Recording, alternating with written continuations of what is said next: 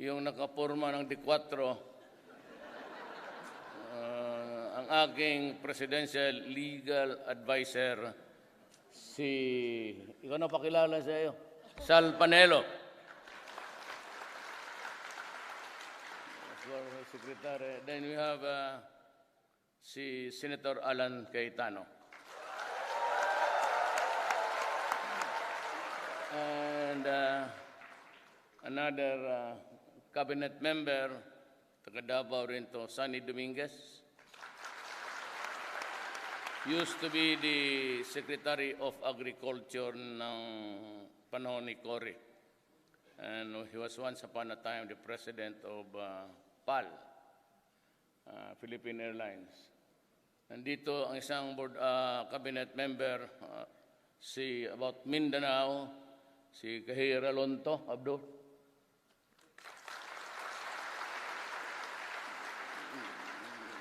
You have Ramon Lopez of the Department of Trade and Industry. Si Judy Tigualo of the DSSD. Si ating taga Davao rin, Jesus Doresa of the President's Advisor on Peace Process. At ang ating magiting na taga Mindanao, si Andanar. Si Lita. You know, coming over here, galing sa itas in the elevator, I was just playing with my mind what would be the appropriate topic to talk to you. Well, just the same, it's the burning issue here. It was the issue before. And yung pagtakbo ko ng presidente under the almost moribund PDP, ang membro lang niyan, si Senator Coco, pati yung anak niya, si tatay niya, si Pimentel. But I ran under the ticket with only about tatlong governors at wala akong, except for, wala akong mayor ni isa. Wala akong barangay captain ni isa. Even in Davao, of course, hindi na kailangan. But in other places, 0-0 talaga ako. And twice I wanted to just say I do not want to run. But then, the last moment, I was a substitute candidate and I agreed to run on a substitution the last minute, the last day for the substitution. Alam mo, ganito kasi yan. Nobody in the horizon of the political arena was talking about the seriousness of the drug problem. Nobody was talking about the number of crimes committed against the innocent and helpless civilians everywhere. Nobody was talking about graft and corruption. Basta yung kanila, yung mabuting anong maganda na gagawin nila pag nahalal sila. Wala namang nagkukwento, and you were the listeners on these days. Anong gawin nila sa problema nila? Anong problema natin ngayon? So, and you must have heard that I was the favorite whipping boy until now sa drugs. Because ikaw naman kasi, kung mayor ka, wala namang mamaniwala sa siyudad ko, sa Davao City, and even elsewhere. Kung sinabi mo lang, huminto kayo kasi bawal yan. It was so widespread and it acquired the mindset of impunity. Yung bahala na, may polis dyan, binabayaran, may mga general, yung sila na mismo. And it was being run from the outside. Yung taga sabihin niya, where's the big fish? There ain't any in the Philippines. Doon sa labas yan. I cannot name the country because we're still talking to everybody. But we have on the national matrix, yung mga muka, walang muka, pangalan lang, alias, but 4. And they are running the operation of the drugs sa Pilipinas, doon sa kanila. Meron din silang malaking mapa, digital, at tinatawag lang nila, they can zoom in and zoom in mo sa Pandakan. Ayan, may tindahan dyan. Dyan mo i-deliver. Tapos, doon sa isang kanto, i-click mo nga. O dyan, kunin mo yung bayad. Ganon eh. Ang nandoon sa Pilipinas were the lieutenants and the garbage collectors. Tawag nila kasi basura eh, ang sa distribution sa streets na. So there was really no way we can cope up with that kind of situation. And I was a now famous actress on a short run of an X-rated film. Binibira ako niya palagi. And I know then, and I know now that talagang, alam mo, palaki ng ulo eh. Lumaki ang ulo at nag-ambisyon ng maaga. Sometimes it can really destroy you. In her desire, binibira ako ng binibira. So again, Duterte, reputation for notorious. Hinayaan ko lang siya. Pero sa Davao, kasi wala nang maniwala, sinabi ko na, you know, if you do it in Davao, if you're a drug pusher, if you're a criminal, if you're a kidnapper, gun for hire, it will kill you. Wala na tayong istorya dyan. At talagang sabi ko, wala na. And so, but sabi ko sa kanila, if you have the evidence, file the case in court. Doon na lang tayo mag-istorya. Huwag na dito. Kasi wala naman talaga silang ebidensya eh. Ebidensya nila, baril ka pala na kung may tao. But anyway, it was the only way. But it was not until I became the President of the Republic of the Philippines na lumabas ang totoo. It was the naked truth that was really very, very terrifying.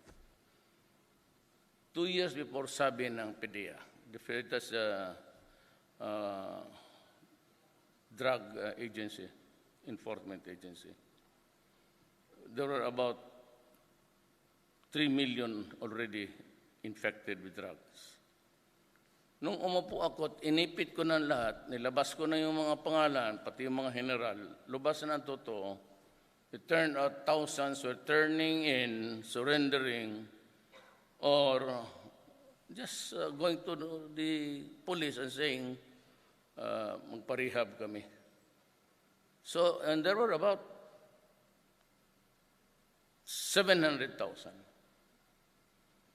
Yun lang lumabas at yung natakot, or whatever reason, really wanted a rehabilitation. So how do you cope up with 3,700,000 addicts in this country? You must remember that I went in the service of the government, and I was operating on a budget. Alam ninyo yan, that was prepared the previous year. So yung budget ko ngayon does not include treatment or rehabilitation or structures for the 3,700,000. Hindi ako makadagdag ng budget. Sasaya, magsusuulan ng mga supplemental budget. So in-operate ko yung that was prepared by the Aquino administration the previous year para to operate to run the government now. Walang kasali dyan at hindi natin alam na ganun pala kalala ang problema sa droga ng Pilipinas. I was with President Widodo. Mr. President, what's the dimension of your problem? In Indonesia, I have 4 million drug addicts. Sabi ko, nauna ka lang pala ng ilang thousand. And we were really very worried. At ganito yan eh. I never made a statement here. Do not believe that. There was never any interview here. But kung mag-spin itong media, that's why I said, if you are really, my advice to you, kaibigan lang. For whatever reason, what can you say, o anong masabi mo? No. Because they can spin the story several times over and all lies. I never confronted Obama here. Because I do not know him. Before taking off the Davao, nakuha naman ng press con. Alam mo, ganito yan. Itong mga yellow, may jaundice eh. At itong mga taga-State Department, walang State Department, at mabasa ninyo, when you see the Filipinos, that they were trying to crucify me for the extrajudicial killing. At sabi ganon, I will be investigated by the International Court. Hindi yan ang sabi ko, United States, why? Why should I answer them? Bakit? So, yung ganon. And then that there will be a certain time that Obama will ask me about the human rights problem. Sinabi ko, I do not answer to anybody except to the Filipino people. I'm only responsible to you. Kaya sabi ko, who he? Yun ang sinabi ko. If somebody brings it out, and that was at the airport in Davao City, it would be an act of disrespect. Bastos yan. Yun lang ang sinabi ko. And you can review the tapes. Hindi ko sinabing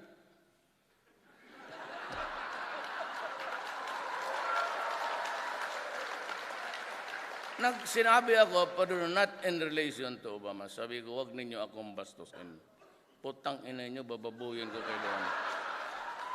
Yan man ang sinabi ko. And you can review the tapes.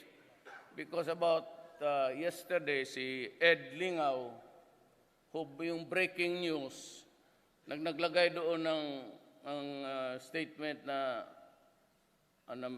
minura ko daw si Obama. Ed Lingaw just also read it from the report, from the correspondence in Davao. Ni-review niya. Siya yung anchor eh. Then he found out, and nandiyan lumabas sa Facebook, he apologized. Because I never made any reference to Obama. Pinapaaway lang, and itong mga Pilipino naman, you can just imagine, you can write an article about the President of the Republic of the Philippines being put to task. But even if it is true na talagang pinatay ko lahat, putang ina, hindi ako sasagot sa iyo. Walang pakialam. Who are you? Bakit? Naliitan ka ba sa akin? Ay, yung iba. Not me. Kaya, sinabi ko sa kanya doon sa holding room, to President Obama and President Duterte, I never made that statement. You can check it out. Check it out. Sabi niya, my man will talk to you. Sabi ko, okay. Pero doon kahapon, sa interaction na ASEAN with civil East Asia. Nandoon na lahat, round table kami. Sabi ko, itong si Ban Ki-moon, mention it in passing. Well, of course, this is a legitimate statement actually. Pero ako, because of the pressure, na para huminto na sila. Sabi ko, since human rights was mentioned, I produced a few pages with pictures in the pacification campaign by the Americans at the turn of the century, 1900s. Of the 600 population, all Muslims. 600,000 Muslims. 6,000 were murdered. they were just buried in a common pit. Naghukay lang tapos yung mga sundalo pinapatungan pa yung dibdib ng babae na nakahubad. This is human rights. What do you intend to do? Do not tell me that it's water under the bridge. A human right violation, whether committed by Moses or Abraham, is still a violation of human rights. When was this philosophy about the human dignity and the human right evolved? Now? Or during this time? Tumahimik sila. Kasi ako handa na ako. I was waiting for Obama to respond. Dito, abogado tayo. Pareho man tayo abogado. Sige daw? Sige daw? Wala. And that was the only encounter. That was the only exchange. At the holding room, and I said, I never made that statement. Check it out. And then doon, napika na talaga ako, tapusin na natin itong issue about the human rights at takot-takutin mo ako. Ito kasi yung State Department, para itong mga ulol na nagsama-sama dyan. Para bang, kung tayo, violation. Sa kanila, hindi. Yung mga tao na doon sa pinagpapatay ng pulis, nakahiga lang sa... At ang hindi nila alam, yung lahat ng tao doon, hindi kanila. Indonesia has a death penalty. President Widodo stood his ground, and I salute him. Cambodia is a satellite of China. Laos is kanila yan satellite. China, nandyan lang yan sila sa periphery. And even Thailand. Death penalty lahat yan. Tayo, walang death penalty. So, sinong magbigay na ng death penalty? Hindi, si Duterte. Sabi nila, ngayon, kung may media ng Pilipinas, yan, putulin yan. Sabi ng Duterte siya, yung sabi nila, wala na yan. Ganun ang media. Be careful. Be very careful about the media. Hindi ako ng experience. I've been the mayor of the city of Davao for 23 years. I've been congressman there once, and once upon a time, I served for 3 years to be the vice mayor of my daughter. Yung isa ring human rights violator, yung binugbog yung sheriff. Pero there was never any... Now, ito ngayon, what am I supposed to do? China offered to help and build the rehab. I think they have started on Magsaysay. They're bringing the materials there already. It's only China na nagtulong sa atin. Magtulong. Ang Amerika, they just give you principles of law and nothing else. Wala man akong away sa Amerika. But don't ever believe that they are Jesus Mario, sir. Kaya hindi nila alam yung lahat doon. Pati ito si Ban Ki-moon nakihalo. He also gave a statement before, but several weeks ago, about the human rights violation. Sabi ko, isa ka pang tarantado. Kaya nag-speech siya, may human rights, pero tapos hindi ka, ganun ka agad siya. Lumano, sumibat. Sabi ko, well, there has to be a limit to one's patience. Never gave any statement here. I made a statement of fact, doon mismo sa plenary. Yung kami-kami na lang. Pinalabas yung mga kamera, lahat, press. Kami lang, sila, si Junyasay, si Panelo, and the two generals, nandoon sila. And I think Sunny Dominguez was there. So they were squirming at first. Pero ako, wala mang nakaalam na yung speech ko hindi ko binasa. When it was handed to me, it was General Esperano handed it to me. Nung sabi, this is my speech, tinapong ko ng ganon. kung makinig kayo sa akin. Mahusay ako sa inyong lahat, anak ng putang-utang.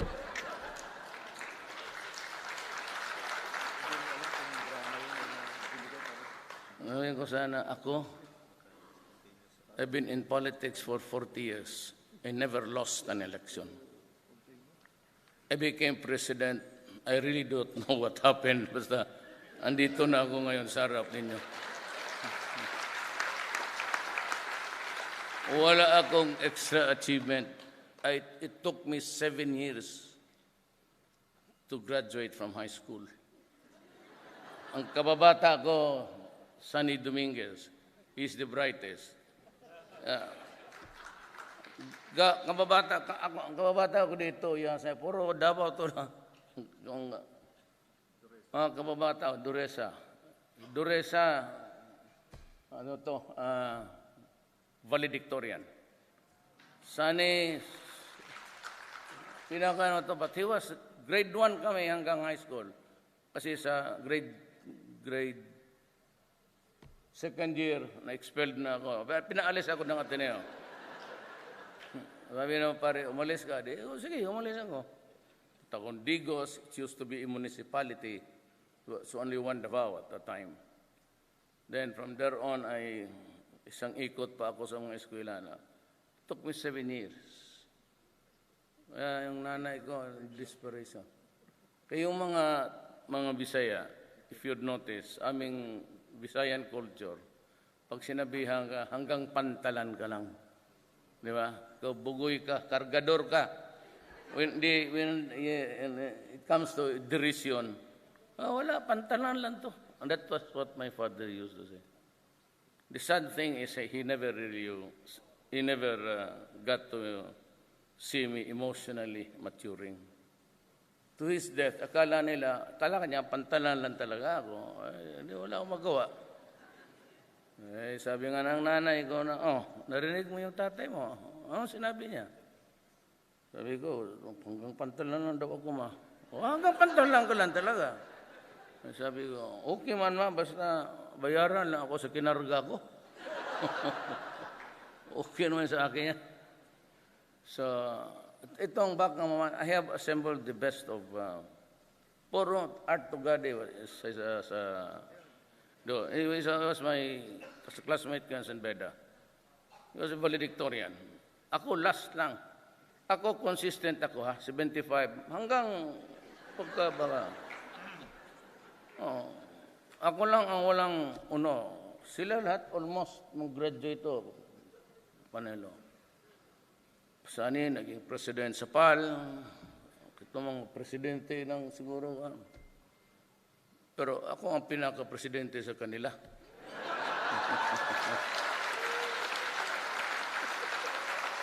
Kasi trabahante ko sila Kaya huwag kayo mamadali. Yung high school na yan, take your time and it's like wine. You have to have that vintage. But anyway, disgrasya lang naman talaga itong lahat. I don't know if God has a purpose for me. Pero sasabihin ko sa inyo, kung hindi ako nanalo, delikado talaga ang Pilipinas. Why? I'll tell you, yung si Garbo, General, was the military aid of Rojas. Hindi lalabas ang by the thousands. Nung nakita nila, puro tumba na, patay dito, isang gabi, 15 killed, naglabasan lahat. Paano yung pinatay? Yan ang problema ng United Nations. Hindi ko talaga alam paano pinatayan. But what I know is that almost to date, 1,000. But ako sabihin ko siya, what is really 1,000 lives to the 3,700,000? Ang problema namin kasi ni Presidente Widodo is, ang cocaine, pati heroin, is maybe marijuana, all organic, naturally grown. Itong shabu, metamorphosin, is a combination of deadly chemicals. Ang tubig ginagamit niyan magluto ka ng shabu, yung tubig ng baterya sa sakyan mo. It's really acid. Sabi ng forensics ng Amerika, hindi atin, 6 months to 1 year. It will shrink your brain, and therefore, rehabilitation is no longer viable. So what am I supposed to do with this crazy zombies running loose? That is why the most heinous crime, nakita niyo tayong kaedad ko, wala, marijuana. But when Shabu came in, the most heinous crime, the heinous crime of all crimes, mag-rape ng 1-year-old na bata, mag-rape ng nanay niya, lula niya, patay niya, tatay niya. You know, ang problema lang kasi nitong human rights, hindi nila alam, you know, this crazy thing will create so many dysfunctional family. Pag may isa kang anak na sa droga, maghiwalay na yan. Maghiwalay ang asawa niyan. Sige na, nakaw ng bagay sa iyo yan. And you know, you put people at risk. Kasi yan naglalakad, din naman yung anak ng mga mayaman. Kaya namin mga estudyante, kami noon, kami dito, estudyante, probinsyano man ito. Except Sunny, maybe, but kami, lakad kami. I mean, sakay kami. Hold upin ka. Tapos yung babae dyan, basta na lang nakaparking, pati pulis, sumali sa kalukuhan. Lagyan ng droga. Ikaw ang nanay ngayon, sabihin ng anak sa iyo, Mama, kilala man ninyo ako, bakit ako magamit ng ano? Sabihin ng pulis, nakita namin sa kotse niya, kasi pagbukas, ihulog. Kasi pati ang pulis, putang ina nakasawsaw. Kaya ako galit, pati pulis talagang pinapatay ko putang ina ninyo. Let's say kayo. Mauna kayo. Pulis ka, nandiyan ka sa droga. Uno. Siguro ang mga pulis na matayan, sobra 50 na. Yan ang ayaw ko doon. Because it has destroyed the fabric of our society. It has created a dysfunctional family here and there. And eventually, it will destroy the generation. That's why I said, if you do drugs in this country, I will kill you. Why? Because you will destroy a whole of the generation. Ang ating mga anak, ilan lang naman kayo nasa labas na talagang you can supervise the education and the way your daughters and sons study and live. But karamihan doon, just like in the Middle East, there are millions of Filipinos working outside, both husband and wife. And they work their ass to death to earn money to send to their children to school back home.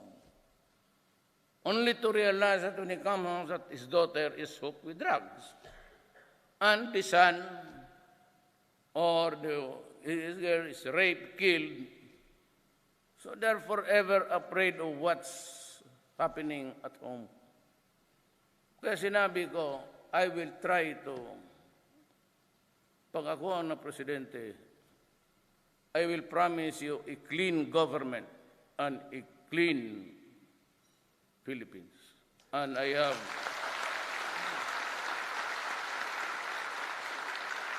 have 6 years to do it. And even if it take me the whole of the 6 years, I will do it. It will be relentless. I am sorry if you die in the process. But all you have to do, my advice, is very simple. Stop. And if your son or daughter is already crazy with a shrunk brain, my advice to you is pending the completion of the rehab centers which you are really trying to build now, Next year, meron na, because we are preparing the budget now. The next year, when it is in operation, I will have the money to build for the 3,600,000 drug addicts of our country. Now, China is helping us. I would like to thank China for being so generous to us. And I would like to thank President Widodo for understanding, and I'm here to get an agreement with him because there is so much piracy in the seas, in the high seas between Malaysia, Philippines, and Indonesia.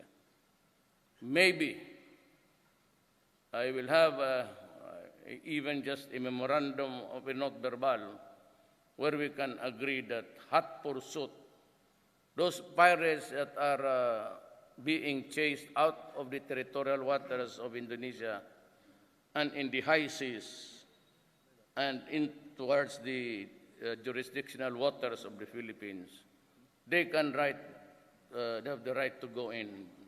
So when the chase is started, and even, well, in the high seas, the rule sa international water is this. If you are a pirate, you can be arrested by any nation because piracy or piracy is a crime against humanity. But this time we make it clear that if the chase began in Indonesia here, then crosses the chase continues in the international waters, and if they are really fast enough also inside now the Philippine waters, they can go ahead and blast them off. That's the agreement. Pasabugin mo lahat. That's what my words actually I was seated with the President Widodo. And I said, blow them up. And if there is a hostage, usually it is the sailors, then I will just have to maybe crowd him in and arrest them and execute them. In the Philippines, it's not allowed to. That's why I said, maybe if there are sharks around, and just feed them to the sharks. It would make them fat. Good for sashimi also. So yan ho ang ano ko dito. Do not put so much premium on media. Wala. I never really granted any interview. The only statement I made was when I said to President Obama and President Duterte, I never made that statement. Check it out. And that statement I could only refer to in the holding room of the airport in Davao City, Philippines. Here, I never answered anybody, except during the last day, there was this ASEAN Asia. So I pulled this. We were warned that we were only limited prepared speech. But it was handed to me, I just threw it away, and I said, I'd like to say something more than that. Since we have been talking about human rights, then I pulled out look at the pit, look at the bodies crowded there. They could number 200. And one soldier was holding his rifle with his feet on the breast of a Moro. Now, tell me now, can anybody here in this room, I asked them, can anybody in this room tell me what human rights is all about? No, you see, we are just fighting in Mindanao. Mindanao could never be healed because of this. Alam mo kasi ang tingin, para maintindihan lang nyo, just give us 2 minutes. Ganito yan eh. When Magellan, the conquistadores, landed in Leyte, somewhere in the Visayas, he brought down with him cannons, gunpowder, the muskets, the rifle, the swords, and the soldiers. First time that we saw them, our forefathers. And we were scared because when the cannon was fired, boom, and they saw so many persons died. So they established a foothold in the Visayas, And from island to island, they conquered the Philippines and subjugated my country for 400 years. Not having enough, they traveled to Mindanao. Mindanao originally was not really a part of these islands. Mindanao belonged to the Sri Visayas Empire of the Malay. So at that time, 1521, Mindanao was already 100% Islam, just like Sabah, Malaysia, and Indonesia. So when the Spaniards came there, they started to slaughter the natives, the Moro. Then during the pacification, because Spain lost a war against America, and Spain ceded by the Treaty of Paris ang Pilipinas, kasali ang Guam. Kaya if you have been to Guam, pangalan nila puro Espanyol. Because they were also, we were ordered to adopt a name and a surname of Spanish origin. Yan ang nakahirap dyan. So, from the Americans, there was this republic. And this republic is an extension in the eyes of the Moro. This republic, from the Spaniards to the Americans, because the seat of power is Malacañang. This government, our government now, is just an extension of the original imperial government of Spain. Kaya hindi nila matanggap kasi yung ang nagpasa sa gobyerno na ito sa amin, pinagpapatay yung Moro. And that is why we are having peace talks. Ako naman, kasi ang lola ko, Moro. Maranao. Ang lolo ko, Chinese. My father was a Visayan. So if you ask me, because we copy our lineage from our fathers, I would always tell them, I'm a Visayan. Now, why is there, like yesterday I said, why is there hatred until now? Why is it that Mindanao, until now, since the time of the Spaniards and the Americans, that there is no healing at all? Why? Because they were slaughtered by the imperialists. And I have this picture to show. Look at the naked bodies. Several of them. 6,600,000 inhabitants. Estimated at the time. By the Americans, not by us.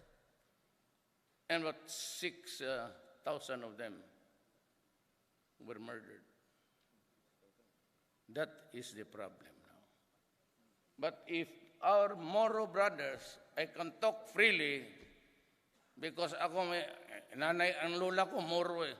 So I can tell them, so what we do? We fight to death or we talk? It is time really to use the phrase water under the bridge. Because I myself would never allow the oppression of the Moro people in Mindanao. But neither would I. So everything must be equal. So we're having our talks with the left, and from the looks of it, by the grace of God, we are communicating already. Then we have the MI and the MN left agreeing to talk with us. So, ang naiwan itong Abu Sayyaf. But the Abu Sayyaf in their cruelty also, copying the ISIS of the Middle East, plus the historical injustice. Yan, para maintindihan ninyo. Hindi tayo, Mindanao was never a part. Talagang pinilit lang nila. So that, why are the Christians in Mindanao plenty? The reason why, no Moro would work for the Americans. They wanted to develop Mindanao because there's no typhoon. It's below the typhoon belt. And anything you throw it to the ground grows. It's fertile. It has a good climate. And once in a while we have a storm, but it's almost after 15, 20 years. So they wanted to develop it. No more would work for them. So what did they do? They came up with this sloganeering, go to Mindanao because it is the land of promise. Di ba? So, by hordes of thousands, nagbabaan yung mga pobreng Pilipino. Only to realize that the land was already subdivided into cadastrals and homesteads, and titles were given mostly, although not their fault at that time, because that was in 1900s early. There was yet no, wala namang radyo noon, and our mails would be late as something like 3 to 4 weeks, almost 1 month, for a letter to arrive in Manila. So most of the guys there got the premium lands for all Tagalogs. No fault of theirs. Yan ang istorya dyan. So yung mga Pilipino, the proximity of the Visayas, very near, when they started it, going down. So now we outnumber, or at least kayong mga Kristiyanos, we outnumber the Moro in population. So that is how it is. It's Abu Sayyaf. They are now officially telling everybody that they are with ISIS. And that makes it doubly really terrible. We'll have to do something about this because I said, and I had to come here to talk to President Widodo to talk about how we can control piracy in the Malacca Straits and those ships traveling between Indonesia and the Philippines and Malaysia. I don't know how we do it, but Malaysian representatives are not here, so it could only be a partnership. But we would issue, after this, I'm going to have a meeting with President Widodo, and I hope that we can hammer out a good or craft something that's really useful and functional to control crime in this area. We can only, it's only Indonesia, Malaysia who can help us, nobody else. Nobody. It seems to me that everybody is scared. There is not even a decisive move in the South China Sea. There we have only 2 options there. We talk or we fight. Philippines to fight China, it will be slaughter. So we talk. So we cannot match. You know, I tell you something. The Defense Secretary is here. The National Security Advisor of the President of the Republic of the Philippines. My advisor is here. We are recipients of so many things from America. Thank you for your generosity. But they sold us only 2 F-50As. It's F-50A. But they never give us the missiles and the bullets and the cannons to fire from them. For ceremonial lang. Kaya ako, when I was inaugurated president, I told them, do not waste. That's why I only had my oath taking very simple in Malacanang. It was not at Luneta because I did not want to bother people with the huge congestion. I do not even accept invitations in Manila. Why? Every time the president travels in Manila, it would create a huge traffic. When the PSG, they would just calculate. President is going down, he's shaking hands, and in about so everything there, all corners of where my entourage would pass are all closed. So, exponentially, yung sa likod yan, para yan. And it's about 15 minutes in anticipation for the president. If you're the president of the Republic of the Philippines, you must be an idiot to see that you're the only one running there on the road, and yet people are suffering. That's why I told them I cannot accept your invitation. If it's a walking distance from Malacanang, I will do it. Yeah, but I do not want. That is why yung sa Pope, it was really a statement against the Pope. At itong Amerikano, mahusay talaga. Americans really can spin a story. They use the predicate or the adjective that is really worst to hear. Now, let me just give you. People judge best when they condemn. Ang pinakamahusay na husga ng tao, yung mahirap para kung maghusga siya sa kanyang kapwa. Lalabas yung the best of the people judge best when they condemn.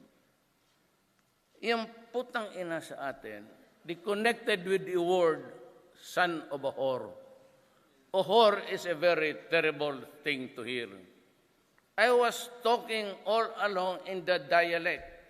The best combination there of the words translated to English. And they do it every day. Son of a bitch. Son of a gun. Di ba? Yung putang ina sa atin, if we, the Filipinos, will try to enter it, we would have said, son of a bitch. And you are a son of a gun, or fuck you. Pero it is not translated in any ordinary day. In an ordinary language, you say, son of a whore. Pero ginamit nila yan, kaya siguro si took offense. Tingnan mo magamit ng international press. I said, you better watch out. Pangkaraniwan sa everybody, whether American, African, who knows English, would say, son of a bitch, son of a gun. It is not son of a whore. There's never a translation for that. Di ba? Pero when they are after you, they would, I said, make it appear to be the worst of you. Kaya ko, bantay ka sa press. They can spin any international. They will spin everything to make you. Me? I don't give a shit. Why?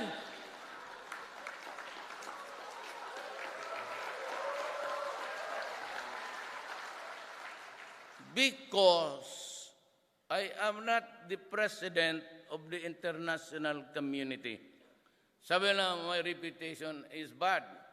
I said, I don't give a shit. I am the president of the Republic of the Philippines, not the Republic of the international community. You can all go to hell.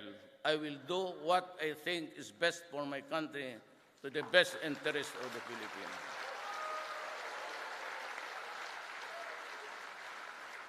And if there's anybody from Baskisan, human rights, I will continue the campaign against the criminals. I do not have any pity for them. And I said to the police, and remember this because they would cut it off again. Then the rule, and almost all over the world is, when you are placed under arrest, the guy there would say, this is the police. You have committed a wrong. Surrender. Then he would try to bring you to the justice, the court of justice. You must be taken into custody. Kaya nga, how do you take into custody a person if he refuses? You just have to drag him, just like in the movie. You put some handcuff there. That's standard, even in America. So, but invariably, we do not do it. There's always a fight. So, itong tao ito will get got mad and, will just fight. Then he is dragged. He suffers some bruises and wounds. When he is now in court, he would tell the lawyer, or the lawyer would suggest we file a case against the policeman for a leverage. Yan ang nangyayari sa Pilipinas. Takot ang police. Police are afraid to face charges because the day that they are suspended, there's no more money to buy food on the table. Do you know how much is the starting salary of a police in the Philippines? 14,000. And if you have 3 children, and you have to feed them, kaya dinoble ko. Dobleado na sila ngayon. The military and the police have doubled their salary. Ngayon kung magnakaw ka pa, anak ng putang ino, babarilin talaga kita, letse ka. I have doubled their salaries, and I protect them. Only when your life is in danger in the process of taking custody of the criminal, and there is a violent resistance that would threaten your life, then shoot. And because all of the shabu users, that's according to their forensics, that it would shrink the brain, everybody has a gun. One of the things that would come first is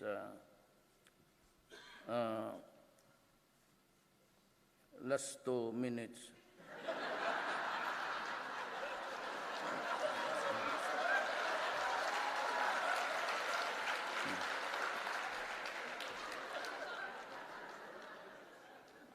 Kung alam ko lang ganito, last 2 minutes, nag-rubber shoes na lang ako nung maglaro tayo ng basketball dito. So that's my order. If you are in danger of losing your life and you are a peace officer, shoot. So that's what happened. So we lost, the idiots almost said 1,000 of them. That's the law. What can we do? So I have a job to do. I got 15 million votes, 16 million votes. 6 million of that was the majority between my closest opponent. I got 6 million over. So what's the message of the people? Stop corruption in government. It will stop. I will assure you. Or else they will be part of the statistics there in 1,000.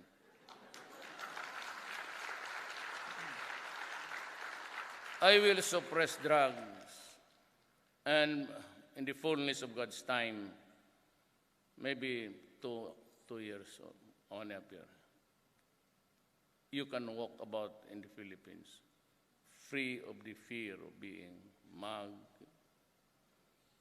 Only if...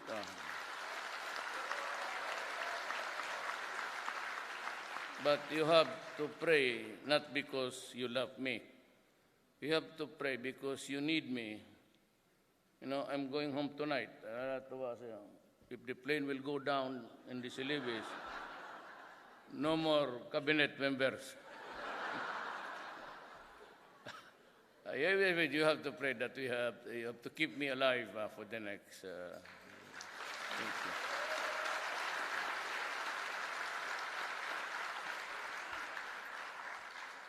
God, I bring the warm wishes of the Filipino people to him.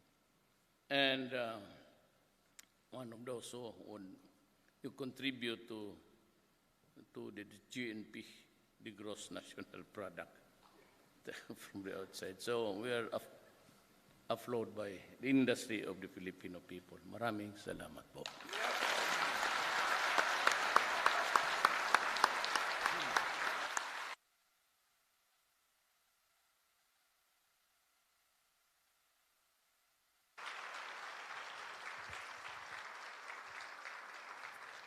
Thank you very much, Mr. President.